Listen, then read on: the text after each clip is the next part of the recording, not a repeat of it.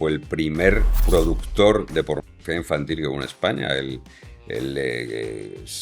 trabajaba de canguro con bebés, hablando de bebés, de críos menores de 2 años. Y entonces, cuando ya se metía en esa casa, abusaba de los críos, los agredía sexualmente, lo grababa y lo difundía, ¿no? Si el Estado de Derecho, como se pretende ahora, si la Judicatura y la Fiscalía se vienen abajo, si esos diques se rompen, y hay quien está muy interesado en que se rompan, todo se va a la mierda ya, porque ya no hay ningún control, ya no hay ningún dique de contención, ¿no?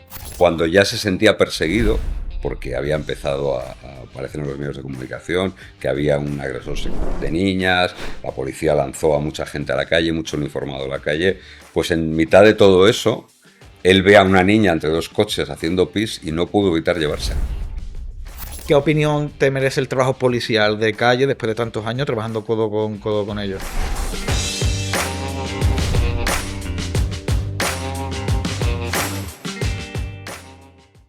Vivimos en una época en la que el crimen se convierte automáticamente en titulares de prensa, en documentales, en series de Netflix o incluso en hilos de conversación en redes sociales. Hay veces que nos olvidamos que detrás de todo eso hay una víctima real, hay familias que lo están pasando muy mal, pero gracias a Dios contamos con periodistas como tú, Manuel, que llevan toda la vida dedicada a contarnos, a narrarnos la peor parte del ser humano, pero con un rigor y con un respeto que te han hecho todo un referente en nuestro país. Muchísimas gracias, Manuel, por Gracias, estar aquí Daniel. con Muchas nosotros. gracias por dejarme asomarme aquí a tu No, que ventana. va, encantado, encantado. Además, te venía comentando antes que me ha llamado mucho la atención, preparándome esta conversación, que tu padre era periodista, que quizás el periodismo ahora me contará, te viene de ahí, pero que empezó en Diario de Cádiz, ¿no? Precisamente. Mi padre es gaditano y mi abuelo era gaditano también. Los dos eran de Cádiz, toda la familia paterna. Y mi padre, el primer trabajo que tuvo fue el Diario de Cádiz. Y yo, pues mi vida habría sido muy distinta si en el verano del 87 hubiese aceptado una oferta que tenía para irme al Diario de Cádiz, pero preferí quedarme en Madrid. Y me quedé en un Vale. periódico en Madrid. Pero sí, muchas veces lo he pensado, si me hubiese ido a Cádiz, viviría mucho más tranquilo ahora y más feliz ahí en la Bueno, playa. sí, eso sí es probable. Más Sí. tranquilo, seguro. Con un ritmo de vida más bajo, seguro. Pero bueno, sí, estoy muy enraizado con esa ciudad y con esa provincia. Me gusta mucho, me siento muy de Cádiz y cada vez que voy allí estoy muy a gusto, ¿no? Mira, dentro de poquito te iré a una charla en la Asociación de la Prensa de Cádiz y ahí siempre soy bien recibido y bien hallado. Sí. Qué bien, qué bien. Además, es curioso porque el periodismo te viene de familia, ¿no? No solo tu padre, sino que me comentas Mi que tu padre y mi abuelo abuelo, también. los dos eran periodistas. Yo siempre digo que yo pensaba que no se podía ser otra cosa, porque yo me pasé toda la infancia desde muy pequeñito, desde los 4 o 5 años, en la redacción de un periódico los fines de semana. Mi padre me tenía que llevar allí porque no tenía con quién dejarme. Y me pasé toda la infancia metido en una redacción de periódico, con lo cual era muy difícil que yo me dedicase a otra cosa, ¿no?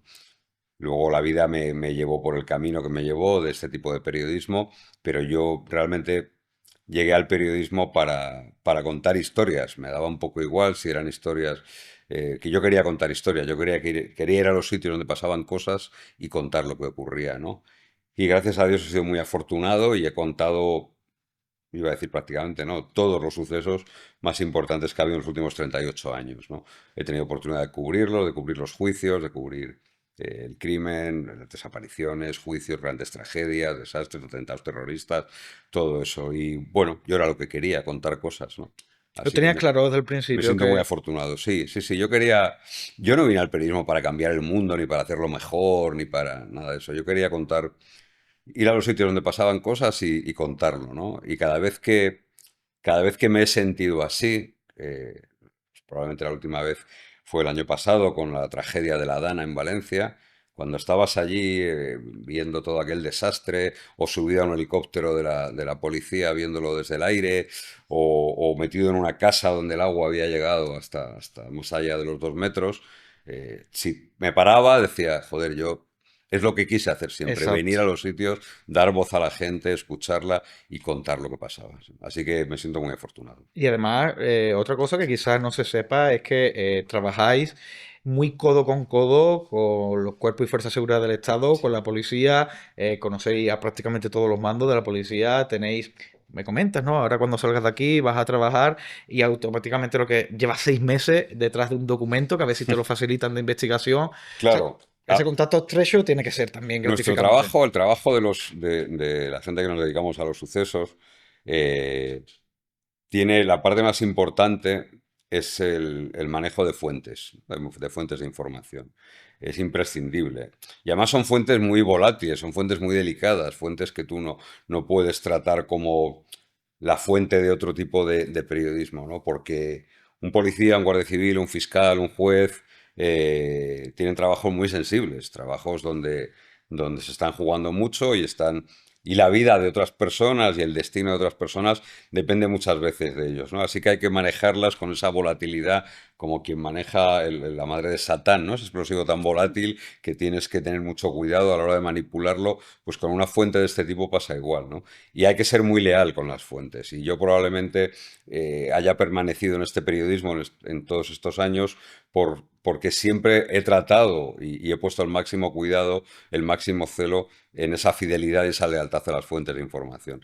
Yo siempre digo que en este periodismo uno tiene una bala, nada más, que si desperdicias esa bala y se la juegas a una fuente, ya nunca más va a ser tu fuente de información, ¿no?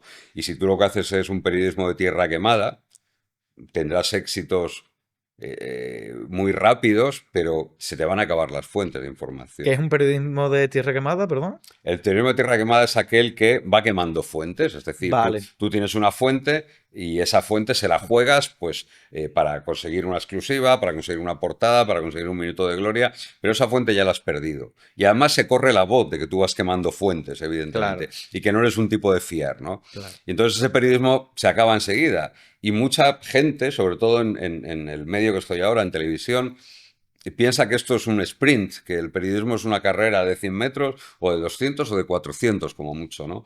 Y esto es un maratón larguísimo o un ultra, ¿no? Yo llevo 38 años de oficio y me voy a ir de aquí a una brigada a seguir trabajando las fuentes y a seguir y ya está, y mañana y pasado y hasta el octubre del 2032 que cumplo 65 años, dentro de poco ya, gracias a Dios, pues tendré que seguir así, evidentemente, ¿no? Ya. Porque es la única forma que yo entiendo el periodismo. Bueno, tienes 65 años, pero estás del paquete, estás perfecto. Se ve que eres una persona que se cuida. Estoy mayor ya, pero No, ¿qué bueno. dices? Por Dios. Pero el paradigma del periodista que fumaba, que bebía y todo Se eso, acabó. bueno, en mi caso se acabó, sí, hace Quedó tiempo. antiguo Tuve mi ese. época, mis años Hombre. de promo, pero Normal, ya. normal. Es que ha cambiado mucho, o sea, ahora me lo dirás tú, el periodismo con el que tú empezaste, con el que se hace hoy día. De hecho, bueno, has dejado caer que incluso la manera de trabajar es diferente porque hoy se va buscando como el efecto inmediato, esa Claro, inmediatez, que es un claro. concepto muy repetido también en la actualidad. Y también se dice mucho de que ahora prima mucho más el ser el medio que primero publique, a riesgo de quizás no contrastar tanto la información, ¿no? Sí, yo creo que el nacimiento de los medios digitales, las redes sociales, que tienen una parte, o tenían una parte muy buena, creo que ha deteriorado mucho el uso y costumbre de los periodistas, ¿no? Ya no se trata de contarlo bien, sino que hay que contarlo antes, aunque no lo cuentes del todo bien, ¿no?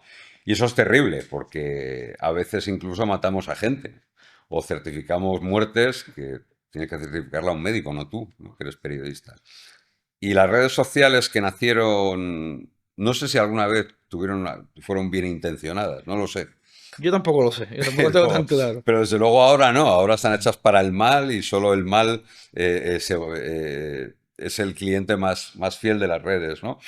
Y para el periodismo, yo a la gente que trabaja conmigo y a los chavales que empiezan conmigo, a mis equipos, siempre le digo, trabajemos al margen de las redes. No podéis trabajar mirando las redes sociales, no.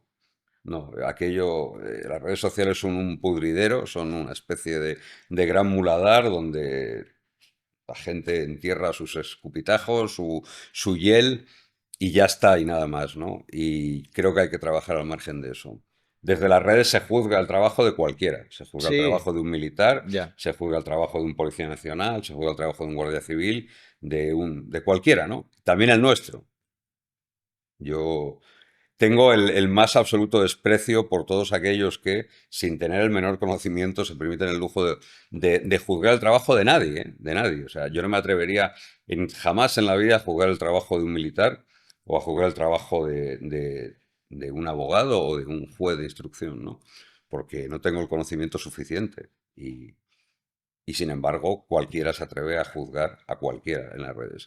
Y además las redes sociales tienen un problema, que es que no hay ningún asterisco que te diga, este que está hablando es un borracho, Ya, sino ya. que el borracho tiene la misma categoría, las redes lo categoriza igual que un catedrático de derecho penal.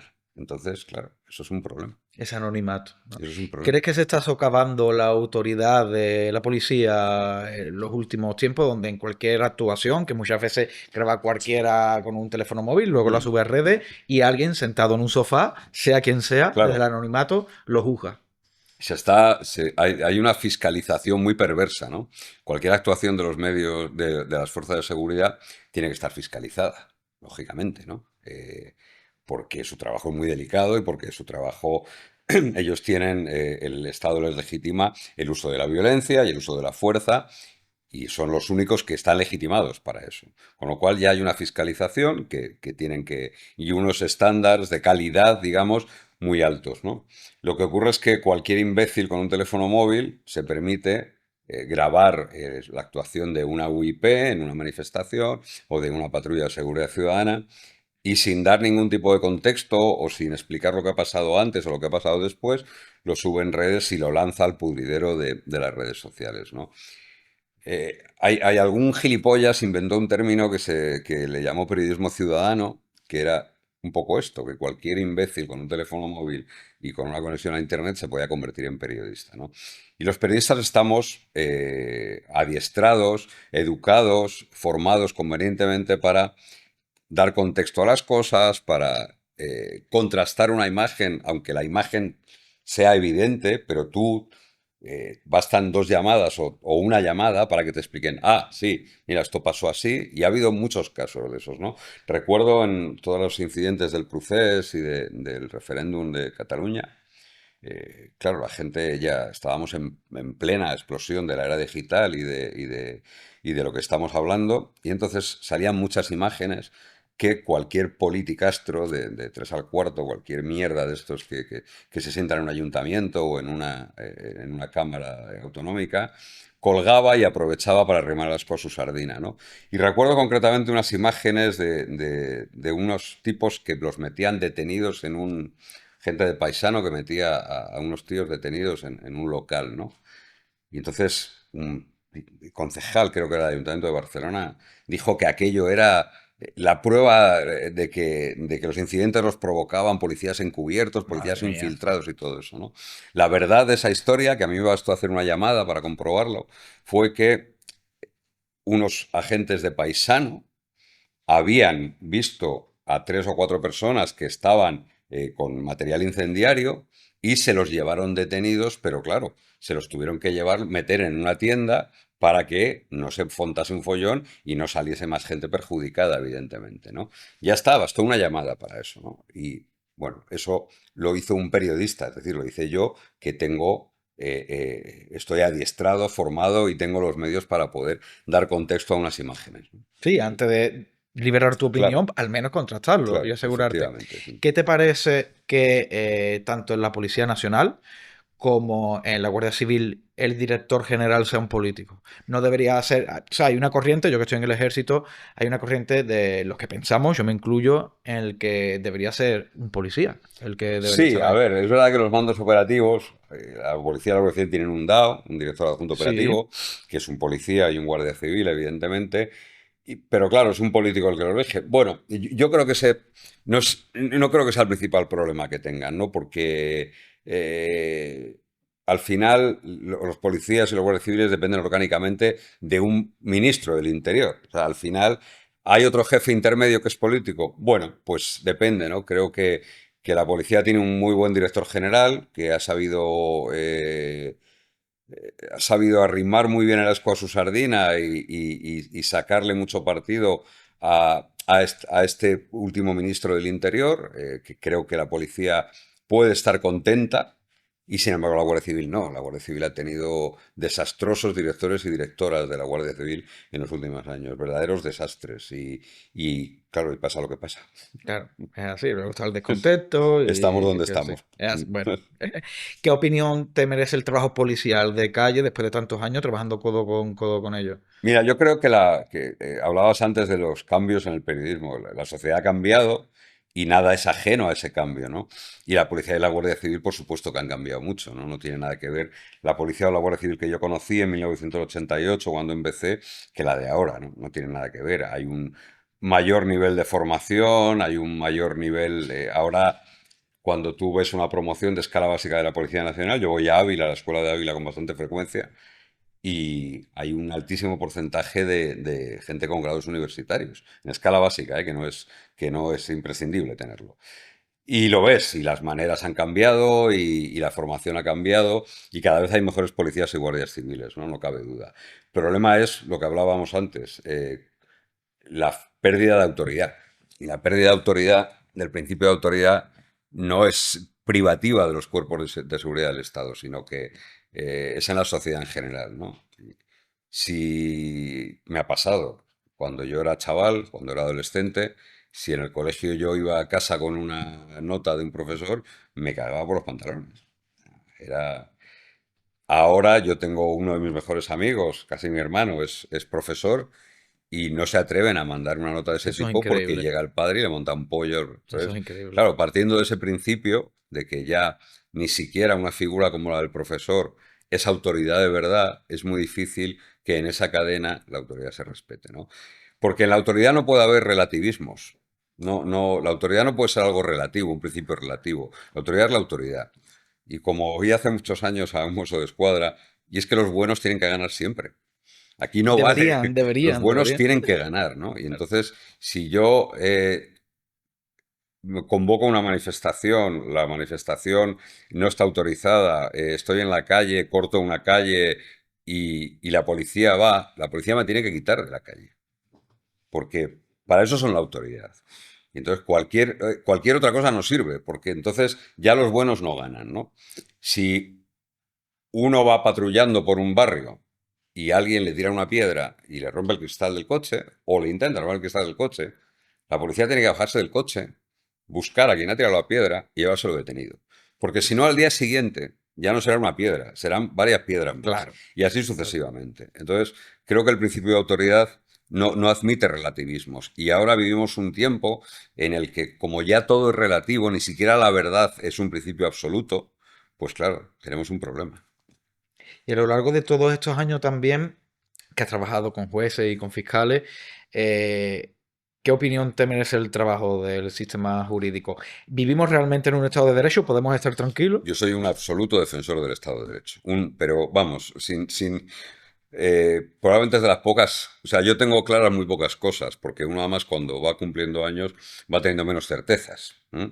Va aprendiendo más, va leyendo más y va teniendo menos certezas, ¿no? Yo tengo la certeza de que el Real Madrid ganará otra Champions, sin ¿Seguro? duda, y que tenemos que confiar en el Estado de Derecho, ¿no?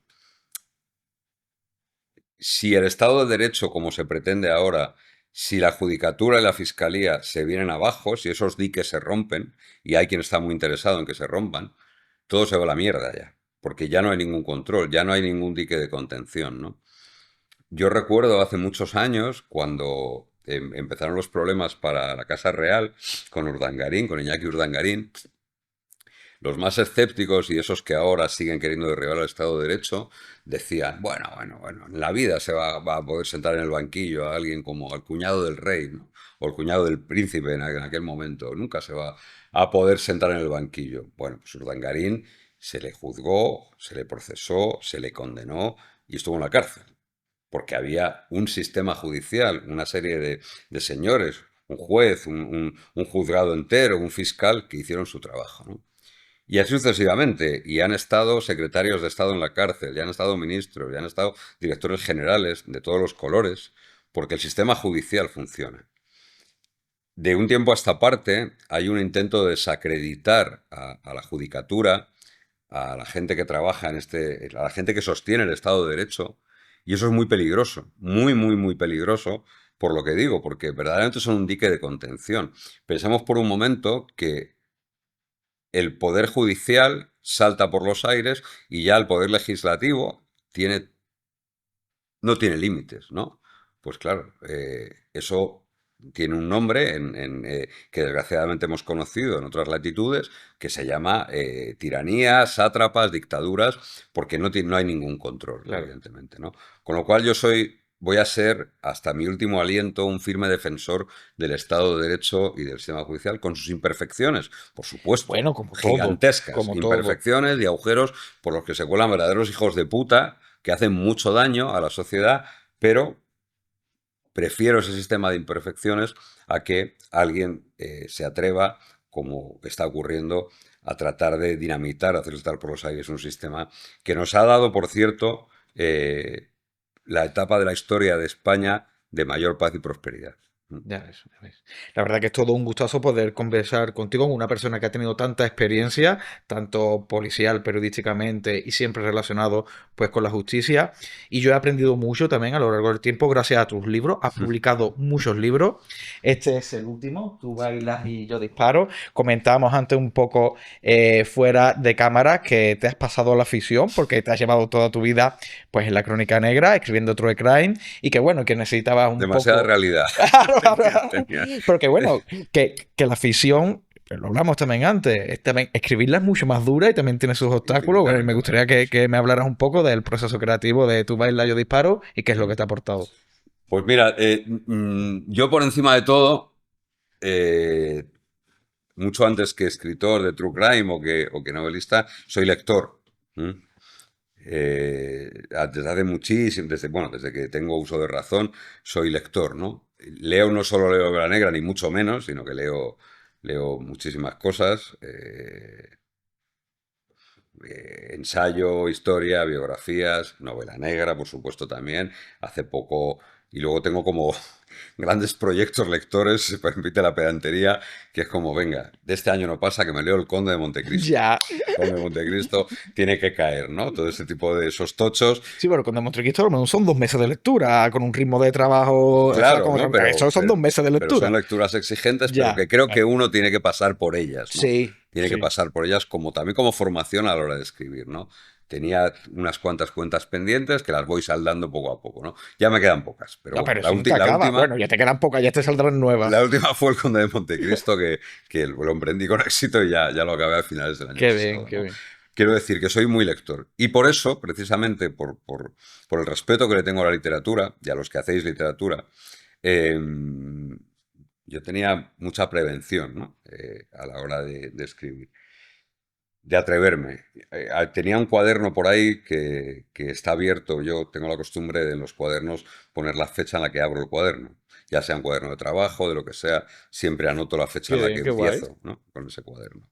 Y entonces había un cuaderno desde el año 2008 Ya en ves. el que yo tenía notas para una novela. ¿Eh? Vale, Notas para vale. una novela, personajes, ¿no? Yo me iba encontrando en mi trabajo diario de reportero, de periodista de sucesos, me iba encontrando situaciones, personajes, expresiones incluso, que me llamaban la atención y que, bueno, fui acumulando ahí como material posible para la ficción, pero nunca me atrevía porque siempre tenía un respeto gigantesco a la literatura, no ya a la novela, ¿no?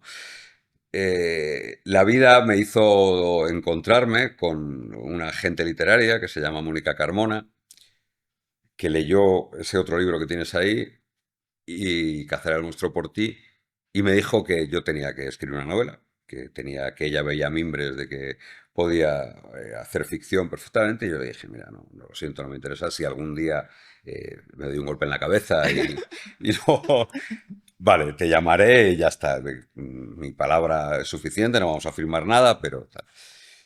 Y bueno, y ella insistió, insistió, publiqué otro libro con ella, Territorio Negro, y ya después de Territorio Negro me dijo, mira, tienes que hacer una novela. Y dije, bueno, vale, me voy a poner con ello. Cuando te mande los 100 primeros folios, me mandas a la mierda, dices que esto no hay quien lo publique, y ya está. Y así nos acabamos con esta historia. Y lo cierto es que le mandé los primeros 100 folios y me dijo, venga, ya quiero leerla entera, yo creo que aquí que esto va a funcionar, ¿no? Me costó mucho sacar al periodista que llevaba en mí 36 años entonces, ¿no? y convertirte en escritor, porque yo no quería ser un periodista más que escribir una novela, ¿no?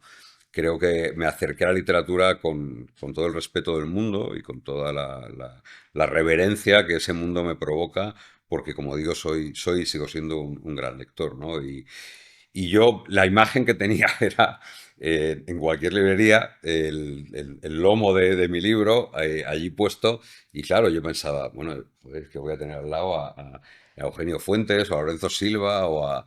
Hostia, tengo que dignificar eso, ¿no? Entonces el esfuerzo, bueno, ¿qué te voy a contar a ti? Sabes perfectamente lo que es la literatura y la orfebrería que hay que hacer muchas veces con cada párrafo, con cada palabra y la lees 4 veces y cuando ya lo has entregado dices, joder, esta palabra no funciona, tiene que haber otra mejor, ¿no? Eso es hacer Es un literatura. trabajo que nunca acaba, Eso es eso sí. efectivamente. Y luego respecto a la novela en sí, lo que intenté fue hacer una ficción, pero una ficción verosímil, ¿no? Pero no por nada, no tengo nada en contra de las ficciones poco verosímiles sino que yo me sentía más cómodo, más a gusto trabajando en una novela. Luego me he enterado de cómo se llaman estas novelas. Procedimentales se Vale, llaman, ¿sí? sí, ¿Vale? exacto, Yo sí, sí, no sí, lo sí. sabía, lo descubrí después de publicarla. Pero cierto, una novela que respeta los procedimientos policiales, una novela que es verosímil. Nada de lo que ocurre en esa novela es verdad, ha pasado, pero cualquier cosa podía haber pasado, ¿no? Sí, pero en los procedimientos y cómo vamos a ver el trabajo de la policía, Eso es. sí es verosímil y es fiel a la realidad porque es así como se trabaja. Ujú, eso es, era mi intención y por eso no hay asesinos barrocos aquí, ni superpolicías que son capaces desde de analizar una mosca de un cadáver o lanzarse en paracaídas. No, no. Aquí cada uno hace lo suyo. El que tiene que reventar una puerta es quien revienta una puerta en la realidad o quien tiene que buscar un ADN es quien lo busca, ¿no? Has creado un grupo Sí, grupo 10. el grupo 10 que parece ser que va a tener continuidad, ¿no? Sí, sí, sí, va a tener continuidad, por lo menos va a tener una segunda historia, una segunda aventura, en una novela que espero que se publique el año que viene, que se llama Hasta que te quedes, y que es la segunda historia del Grupo 10 con los mismos protagonistas, con alguna incorporación, algún fichaje, pero sí, efectivamente Pues esta será. estoy deseando, en cuanto acabemos la Sí. entrevista, es mi libro pendiente, tú bailas y yo disparo. Dejaré el enlace en la descripción de este vídeo. Igual que dejaré el de Cazaré al monstruo por ti. Esto sí es una novela, perdón, un libro un poco más periodístico, donde cuentas la investigación que tuvo lugar por la Operación Candy a uno de los depredadores sexuales Hmm. peores de la historia de España y que fue una de las operaciones también de caza al hombre más grande de la historia, ¿no? Sí, yo tenía mucho interés en contar esa historia, ¿no? Esa historia es de esas que llegan a ti y dices, joder, tienes que contarlo, ¿no? Tienes que hacer lo posible por contar esta historia. Cuando al revés me propuso escribir un libro para esta colección, yo pensé rápidamente en esta historia. ¿Por qué? Pues porque sí, se sabía que había habido un tipo que había secuestrado a varias crías en Madrid, que las había agredido y que finalmente fue detenido, ¿no? Los policías que participaron en aquella operación, que era la UFAM de Madrid, ninguno de ellos era amigo de los medios de comunicación, ninguno de ellos hizo ninguna comparecencia de ningún tipo y aquello se saldó con una nota de prensa y una rueda de prensa de mandos policiales, ¿no? No hubo más información ni más explicación. Y yo sabía que ahí había mucho que contar. Yo sabía que los policías que habían participado allí habían tenido un compromiso con las víctimas de esto y una dedicación que fue mucho más allá de la nómina, por supuesto, y del deber y de la vocación de servicio que se le supone a cualquier funcionario público, ¿no? Y yo quería contarlo.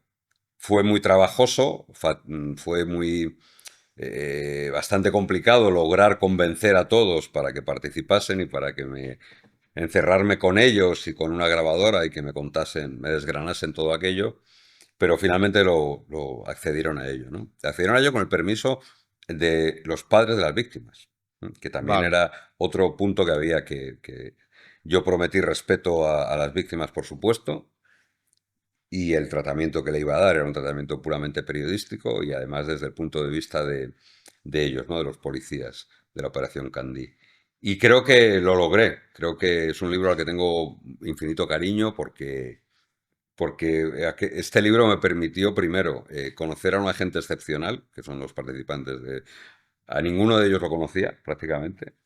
Eh, Conocía a unos gente que se dejó la vida, que paralizó sus vidas, paralizaron sus vidas hasta que dieron con él.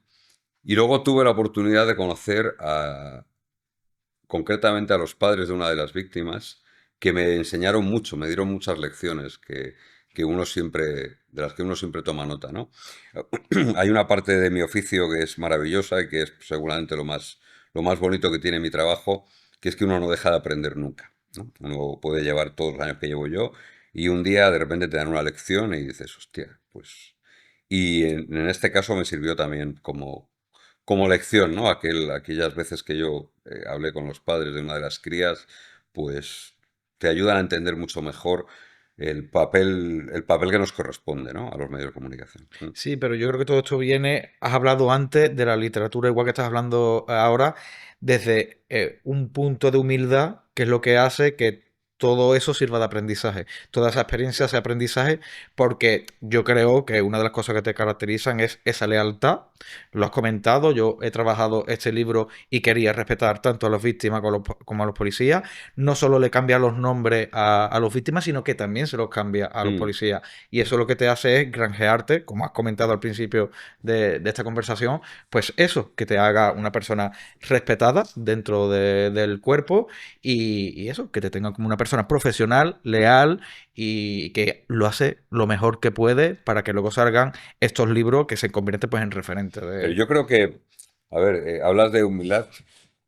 La humildad no es más que un medio para aprender, ¿no? Quiero decir, para hacernos un poco mejores a todos, ¿no? Yo creo que es muy mal asunto el que crea que ya lo sabe todo en cualquier terreno de la vida. Pero lo hay y existe. En cualquier terreno de la vida, ¿no? Y además, a medida que uno se hace mayor, y yo ya tengo 58 años, eh, se va dando cuenta de lo poco que sabe, ¿no? Y de las enormes lagunas que tiene, ¿no? Y de que ya no te va a dar tiempo a aprender todo lo que quisieras, ¿no? Te hablaba antes de los libros y de los retos lectores. Yo tengo en una de las librerías de mi casa, es el rincón de los libros de cuando me jubile, ¿no? Que son esas historias que siempre he querido saber o que he querido conocer, pues de historia, de pájaros, ¿no? Soy muy aficionado a la ¿En ornitología, serio? sí, Hostia. entonces un montón de cosas que no tengo tiempo material para aprender y que seguramente acabe mi vida y no haya acabado de aprender, ¿no? Pero es que en el desarrollo de tu profesión pasa un poco lo mismo, ¿no? Tú no puedes, no puedes, la soberbia es muy mala compañera para cualquier cosa, ¿no? Porque te hace, la soberbia te convierte en un imbécil. Y, y hombre, uno dentro de la medida en la que uno puede, trata de no ser un imbécil y de aprender y eso solo se hace con humildad, ¿no? Y por eso la humildad yo no creo que sea nada, no puede tener una connotación negativa nunca, sino que es lo que te sirve, es la principal herramienta, la principal vía para el aprendizaje, sin duda. Es así, es así. Además, me alegra, pues cada vez que escucho que ese discurso que me gusta mucho, que a medida que uno va creciendo, que uno va madurando, se va dando cuenta Bueno, de que más humilde debe de ser tienen muy pocas y certezas, de ¿no? menos se sabe, exacto. Mm, ujú. Cada vez el blanco no tiene por qué ser blanco y el negro No, no, no, que tampoco. va, ni mucho menos. Es Mm. así, es así. Del caso que estamos hablando, a mí hay algo que me llama la atención, que se repite en varios casos. Aquí estuvo también en el programa Beatriz de Vicente. Estuvimos hablando sobre si creía en la reinserción, de alguna manera en el arrepentimiento, que es la pregunta que te voy a lanzar ahora. Y ella me dijo, puedo creer en la reinserción, pero no en los crímenes que están relacionados o crímenes sexuales. En este caso, él, antes de comenzar con esta serie en la que cogía a las niñas, las raptaba, las narcotizaba y abusaba de ellas, él ya tenía antecedentes, incluso había estado en la cárcel Sí, por previamente. delitos sexuales. Es un pederasta peculiar, ¿eh? Porque los pederastas normalmente solo son nada más. Es su único delito. Y sin embargo, Ortiz es un tipo con mayor, Beatriz de Vicente se refiere a ello como plasticidad criminal. Tiene muchísima más Él se dedicaba a dar palizas por encargo, fue detenido por un secuestro también y efectivamente tuvo un delito sexual anterior a todo esto, ¿no? Yo no soy tan tajante como vea en el asunto de la reinserción, ¿no? Porque he conocido violadores de serie terribles, como el violador de Pirámides, por ejemplo, Arlindo Carballo, autor de, él confesó, me parece que más de 70, Madre mía. y cumplió su pena, salió y nadie, no hemos vuelto a saber de él, ¿no? Con lo cual es un ejemplo de reinserción. Es verdad que la tasa de reinserción es mucho más baja en los delincuentes sexuales. Los delincuentes sexuales tienen unas tasas de reincidencia mucho mayores. Y los delincuentes sexuales cuyas víctimas son menores, los pederastas, los pedófilos, todavía esa tasa es de mayor reincidencia, ¿no? Hace poco salió de la cárcel uno de los mayores depredadores de niños de España, que es Nanisex, alguien conocido como Nanisex, que fue el primer productor de pornografía infantil en España. Él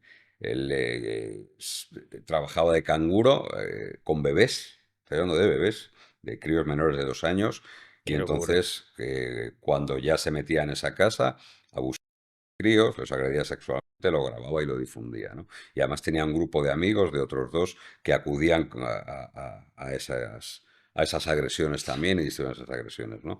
Bueno, ha salido de la cárcel, como digo, hace algo menos de un año. Veremos, porque de momento no ha vuelto a dar tampoco señales, ¿no? Es decir, que sí que es verdad que yo no soy nada buenista, ¿eh? No, no, no. Creo que hay gente que es malvada y como hay gente buena y que la sociedad tiene que vivir con una tasa de maldad que tenemos que aceptar cualquier sociedad y ya está, ¿no? Y en muchos casos esa maldad se expresa de esa manera tan terrible, ¿no? Con agresiones sexuales a menores de edad. Y veremos Ortiz cómo sale, veremos. Mm. Pero yo quiero pensar que al fin de cuentas el sistema penal, o no sé si es el concepto más acertado, debe de intentar pues encontrar esa reinserción de esa persona y que en el futuro pues pueda aportar algo a la sociedad.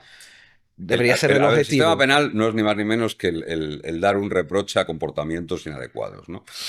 Comportamientos que no están, que tienen que estar fuera de la sociedad, ¿no? Si tú matas, tienes un reproche penal que puede ir de los 15 a los 20 años, quiero decir, y así sucesivamente, ¿no? Y hombre, y ya que estás, ya que haces ese reproche, pues intentas que la gente salga un poco mejor de lo que entró, evidentemente, ¿no? Pero es verdad que en el caso de los delincuentes sexuales es complicado porque muchas veces tienen motivaciones y raíces muy difíciles de escarbar en ellas, ¿no?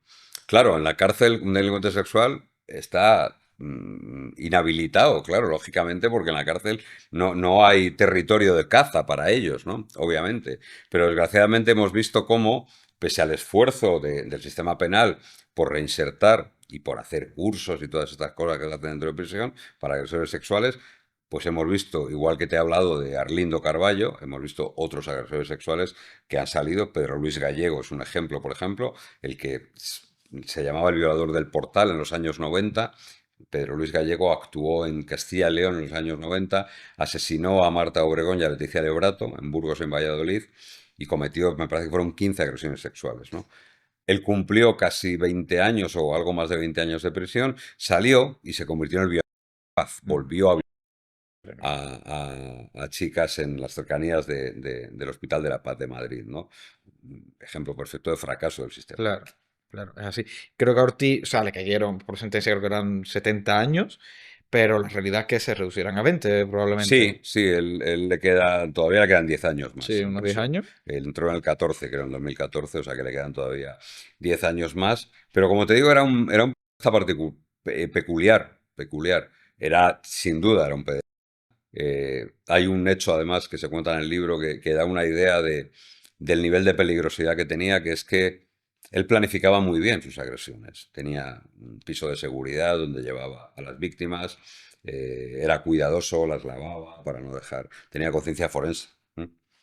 ¿Eh? Todo eso lo hacía muy bien, pero cuando ya se sentía perseguido, porque había empezado a aparecer en los medios de comunicación que había un agresor sexual de niñas, la policía lanzó a mucha gente a la calle, mucho uniformado a la calle, pues en mitad de todo eso, él ve a una niña entre dos coches haciendo pis y no pudo evitar llevársela.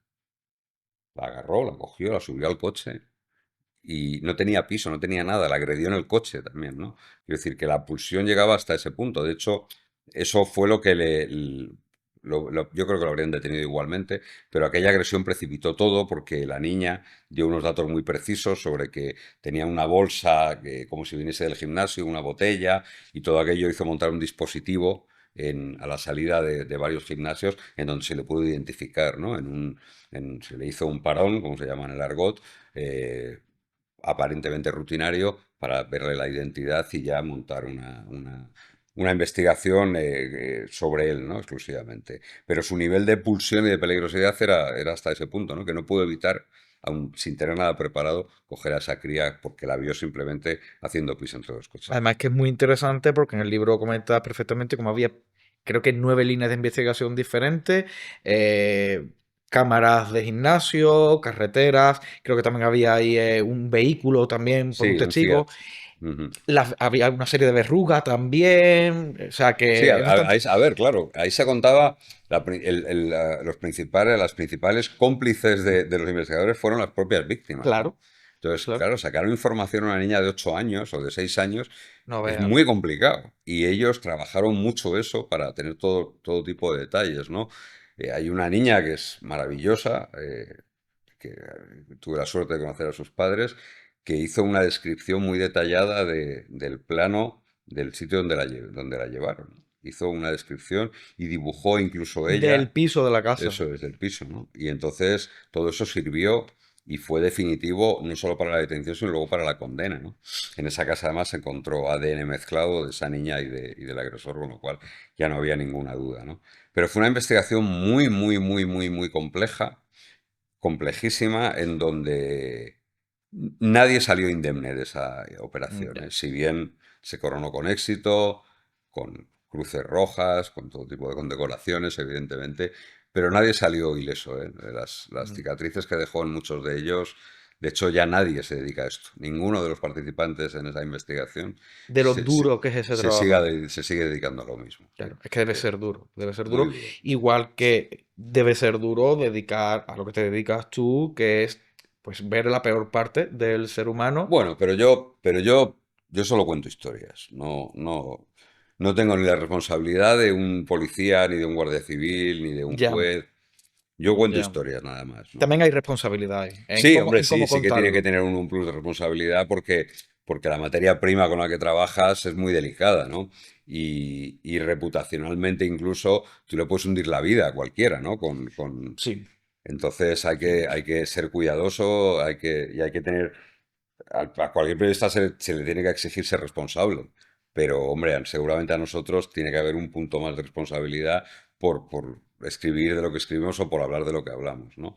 Pero bueno, yo creo que ya está, que para eso te pagan, ¿no? Y tienes que asumir ese plus de responsabilidad, ¿no? Lo gestionas bien. A lo largo de los años has aprendido a Sí, gestionar ese sufrimiento, sí, hombre, sí, esa claro. A implicación. ver, no te voy a decir que a uno no le afectan las historias, porque claro que afectan, lógicamente, ¿no? Pero yo, cuando hablo con la gente, siempre se lo digo, ¿no? Nosotros somos periodistas, nosotros no somos ni monjas, ni miembros de una ONG, ni psiquiatras, ni nada, ¿no? Y cuando estás trabajando, por supuesto, tienes que acercarte con respeto, pero tú no tienes que andar cogiendo de la mano a nadie ni Ya, abrazando a la gente. Cuando se apague la cámara, sí. Cuando se apague la cámara, oye, das todo el claro. calor y todo el cariño, pero tú eres un contador de historias, ¿no? Nada más. Y convivir con todo ese sufrimiento y con todo ese dolor y palpar y tratar con gente que está tan herida y tan dolida que hasta un roce les provoca el daño, pues te hace aprender también muchas cosas sobre la condición humana. Y eso es una gran ventaja, ¿no? Y eso es uno que se lleva ese aprendizaje por delante, ¿no? Pero a veces te derrumbas o a veces te afecta. Sí, hombre, claro. ¿Cómo no te va a afectar el 11M, ¿no? Claro, El haber estado en el 11M, claro. en IFEMA, donde se trasladaban todos los cadáveres, el haber ido a los sitios de las...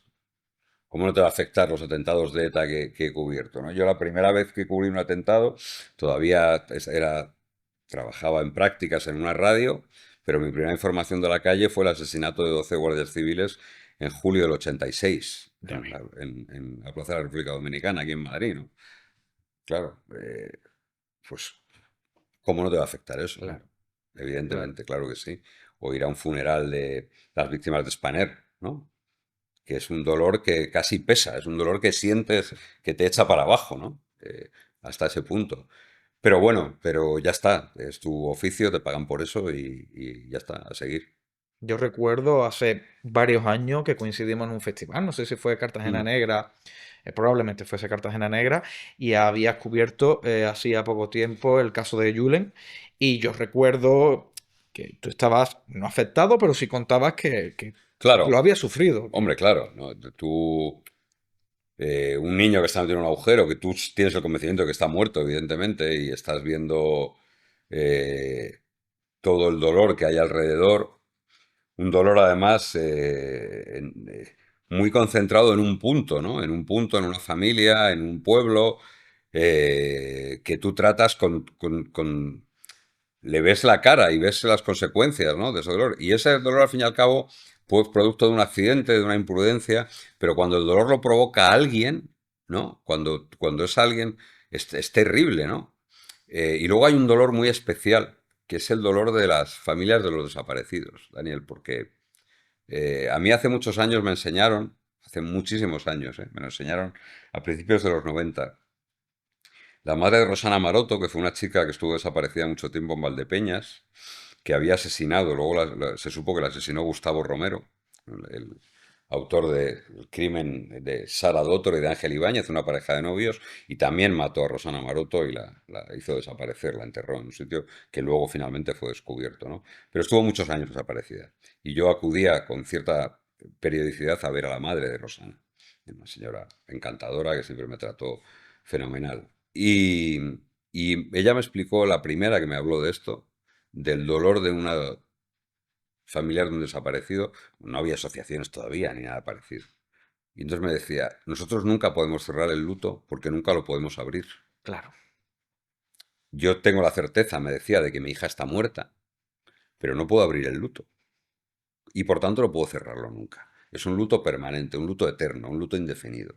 Y ese dolor, que lo he vivido muchas veces, luego he acudido, he tenido la suerte de que me han invitado a congresos de asociaciones de desaparecidos y he tratado con muchas familias y y me han reñido y me han exigido y me han dicho que no tratamos bien las cosas y es verdad y muchas veces estaban cargadas de razón, pero me ha servido para comprender un dolor que tiene poco que ver con nada, ¿no? Con el dolor de, no hablo de cuantitativa, sino cualitativamente, el dolor de una familia que a su hija la han matado, que a su hijo lo han matado, o que lo ha perdido en una tragedia, ¿no? Sea el agujero de Totalán, sea un atentado terrorista, ¿no? Es un dolor distinto y uno lo que sí que aprende es a catalogar y a diferenciar esos dolores. vale, vale. Para luego, pues, contarlo periodísticamente de una manera o de otra, Claro. teniendo en cuenta ese tipo de dolor. Claro, las particularidades de cada uno, ¿no? Tú no es lo mismo. Y luego eh,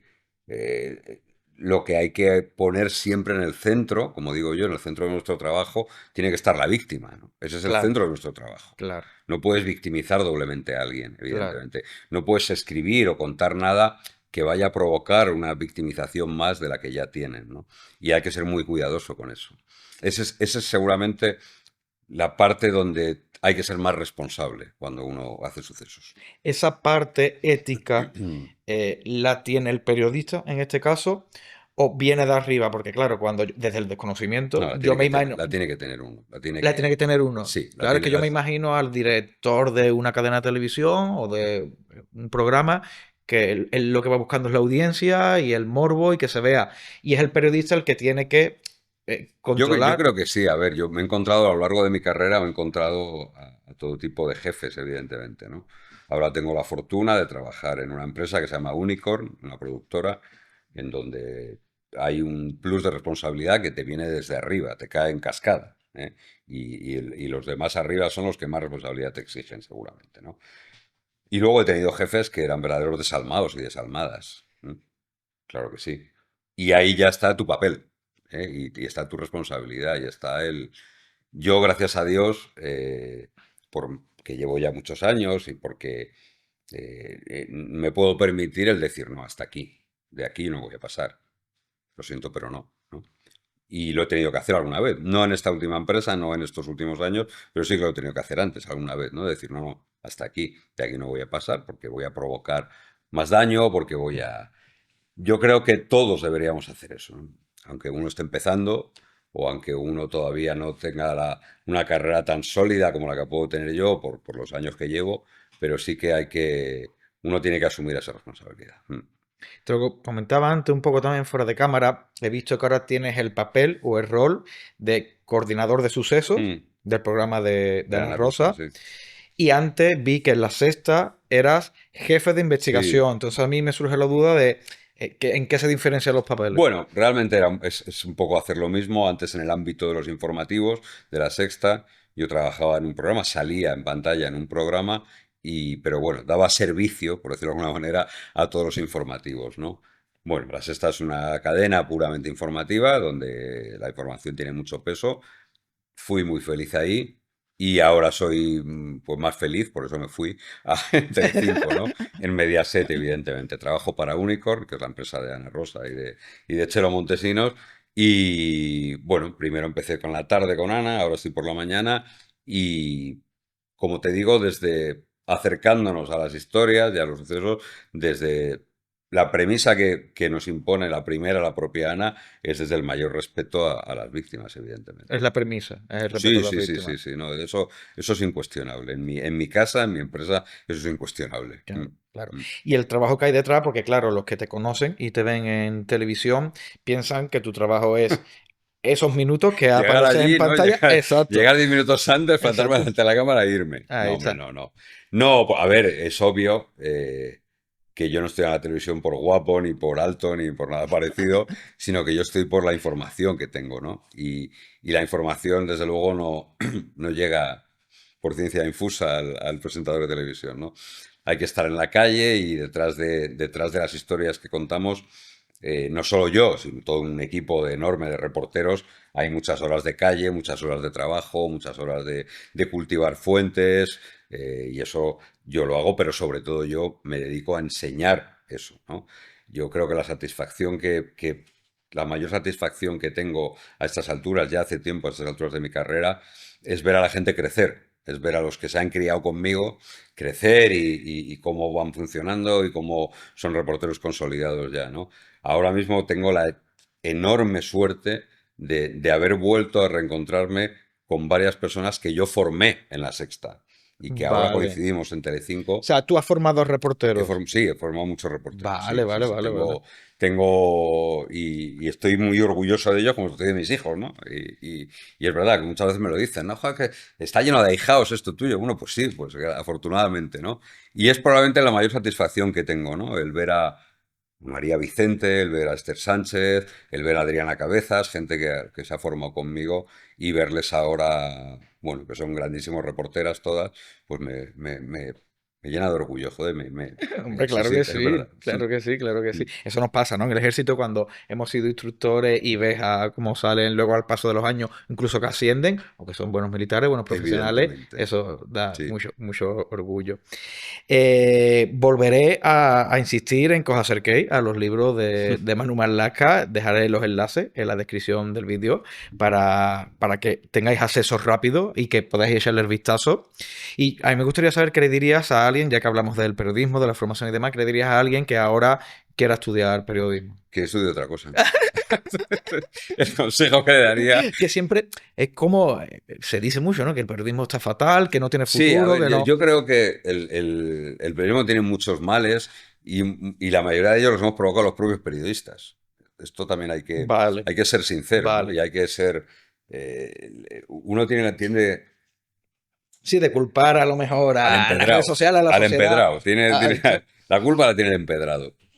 Mira, yo creo que uno de los grandes problemas del periodismo está y nació el día que un periodista decidió que había que girar el foco y ponerse él en el centro del foco. Y no hacer lo que toda la vida se ha hecho, que ha sido girar el foco y con ese foco apuntar a los demás, a dar voz a los demás, a mirar a los demás, a escuchar a los demás, ¿no? Cuando un periodista dio la vuelta al foco y se convirtió en el centro de la noticia y convirtió en noticia su peripecia, su aventura, el cómo... Hay hay una frase que se me atribuye a mí, que es verdad que la dije yo, que un día un reportero nos contó, pues no sé si que había pasado mucho frío o mucho penalidad para llegar a no sé qué, y lo contó en directo. Y entonces le dije, eso le interesará a tu madre o a tu novio, Claro, pero si no me interesa a mí, claro. que trabajo contigo, imagínate a la audiencia, nos da igual, para eso te pagan, a ti te pagan por llegar hasta allí, y ahora lo que tienes que hacer es contar lo que pasa allí, ¿no? Cuando uno va a tragedias como la Dana, no me interesa nada que tú estés lleno de barro, me da lo mismo. Es justo Yo, el quie- ejemplo que te iba a yo sacar. quiero que me enseñes a esas familias que han perdido todo o a esa gente que ha tenido comportamientos rayanos en lo heroico, pero a mí me da igual, tío, a ti te pagan y además cuando acabes, que vas con dietas, por cierto, vas a gastos pagados y cuando acabes vas a volverte y ya te vas a duchar y te vas a limpiar el barro y en tu casa no hay barro y esa gente de la que estamos hablando se va a quedar ahí y el barro va a durar mucho tiempo, mucho tiempo. Entonces, ese es el problema, uno de los grandes problemas del periodismo. Ese, el haber girado el foco y no haber prestado la atención debida a quien merece la atención. Y eso es incuestionable. Luego sí, luego la crisis, luego los medios digitales, luego la precarización, la falta de especialización, todo eso son males que afectan al periodismo, ¿no? Pero los primeros que tenemos que ser exigentes somos nosotros. Creo que hay que ser, vuelvo al término de antes, ¿no? Hay que ser mucho más humilde y acercarse a las historias con eso, diciendo, yo estoy aquí porque me pagan para estar aquí, pero ya está, yo soy el menos importante de todo lo que hay aquí.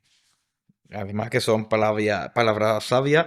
Y a mí me llama la atención, ¿no? Que abuelo periodista, padre periodista, tú eres periodista y sin embargo tú tienes dos hijos, uno es matemático Y y médico. otros médicos, que me parecen dos oficios, o sea, Sí. súper respetados. A mí las matemáticas me encantan. Nunca, a mí lo que me pasó fue que estudié letras, pero luego para la oposición de suboficial, la oposición era matemática y física. Y me encontré con eso y me encantaron. De hecho, a día de hoy sigo leyendo matemáticas, sigo leyendo física por mi propia cuenta. Y luego la medicina, que decir de la medicina, ¿no? Que para mí es una de las ciencias más Yo los importantes. alejé a propósito del periodismo, ¿no? Sí, ¿no? Los alejé Fue a así. propósito, no quería repetir el modelo que es mío, ¿no? Los alejé porque ahora mismo no me parece un buen oficio, ¿no? Pero voy a contestar a lo que me has preguntado antes de qué consejo le daría a alguien que empeñado, pese a todo. Mira, tengo un buen amigo, José, que es un amigo mío desde la infancia, que pese a mis prevenciones tiene un hijo que se ha hecho periodista. Bueno, ¿qué le vamos a hacer? No, mira que lo ha tenido cerca, pero bueno. Pero sí que le diría a cualquiera, le diría que el periodismo es una cosa que se hace en la calle, que no se dejen engañar, que Google no es periodismo, que las redes sociales no son periodismo, que estar detrás de una pantalla no es periodismo, sino que si tú tienes que contar algo, cualquier cosa, tienes que ir allí a donde esté. Y no hace falta ser reportero de guerra ni nada. En tu barrio, seguro, en tu ciudad, en tu provincia, en tu comunidad, hay miles de historias que contar. Pero hay que ir y acercarse a la gente y escuchar cómo hablan y el acento que tienen y ver cómo huele ese sitio y los colores que hay para luego contarlo bien, ¿no? Y eso es fundamental. Estar en la calle es algo que parece una boutade, parece una obviedad, pero ya se ha convertido en lo excepcional del periodismo, ¿no? Ahora los chavales que llegan rara vez tienen la ocasión, la oportunidad de estar en la calle porque se ha mecanizado mucho el trabajo del periodista y se ha protocolizado mucho, ¿no? Y entonces el clickbait y todas estas mierdas que acompañan al periodismo digital ha hecho que el periodismo de calle se haya perdido, ¿no? Y si uno va a cubrir un juicio, joder, tiene que ir allí al juicio y ver a, a las víctimas que están esperando su turno de entrada y ver lo nerviosos que están y cómo pasean y cómo miran al procesado. Todo eso, con todo ese material, es con lo que uno hace una buena crónica periodística. No la puedo hacer desde sentado en la redacción, Claro, joder. claro. Es que lo enriquece luego, Por porque supuesto. se transmite que estás contando verdad, Eso es. porque es lo que has visto. Mm. Bueno, Antonio, acércame el regalo. Siempre regalamos un libro Qué bien. a todos los invitados, espero haber acertado. Pero antes de que eso, de entregarte el regalo, mira, a mí me has creado curiosidad con el tema de tu amor o curiosidad por los pájaros. O Sí, sea, sí, porque es sí. un mundo que No conozco Pues mira, prácticamente esto nada. nació en la pandemia. En la pandemia, Vale. que yo estuve pues, un par de meses encerrado porque no me dejaban ir a la tele. Y entonces hacía conexiones desde mi... Yo tengo una casa en que mi despacho tiene unas grandes cristaleras que dan al jardín, ¿no? Entonces allí, claro, en pandemia la fauna se desbocó y empezó a haber muchas especies que yo no veía. Y entonces me empezó a llamar la atención la variedad de pájaros que aparecían por mi jardín. Y entonces me empecé a aficionar y empecé a leer cosas de pájaros, de ornitología, ¿no? Y me he vuelto pues bueno, pues un aficionado, sin más, fotografío, trato de identificar.